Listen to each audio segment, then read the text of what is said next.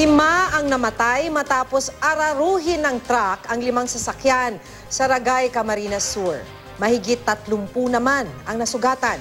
Kabilang sa mga inararo ng truck ang isang motorsiklo at isang tricycle na unang naaksidente sa lugar. Pati mga responding pulis at opisyal ng barangay na damay sa disgrasya. Makibalita tayo kay Michael Season. Wasak at nagkayupi-yupi ang mga bahagi ng bus at truck na ito matapos magsalpukan sa Andaya Highway sa Ragay, Camarines Sur. Nagkalat din sa lugar ang isang tricycle, motorsiklo at isa pang sasakyang nasangkot din sa disgrasya. Kahit ang sasakyan ng mga pulis na ito, di rin nakaligtas. 5 ang namatay, mahigit 30 ang nasugatan. Base sa investigasyon na unang nagbanggaan ng tricycle at motorsiklo, rumisponde doon ang mga pulis at barangay chairman sa lugar. Saka naman dumating ang isang truck ng buhangin at inararo sila. Nabangga rin ng truck ang isang bus na bumabagtas sa naturang highway. Yung truck na ito biglang wala ng giya, wala ng preno.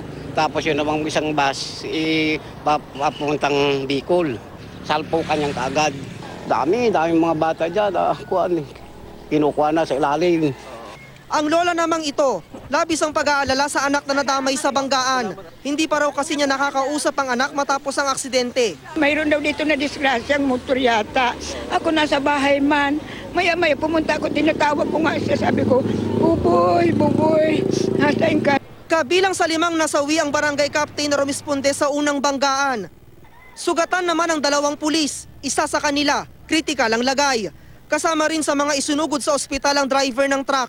Samantala naiuwi na sa kanilang bahay ang labi ni Joseph Cater, ang Pangulo ng Association of Barangay Councils ng Bayan na kabilang sa mga namatay sa aksidente.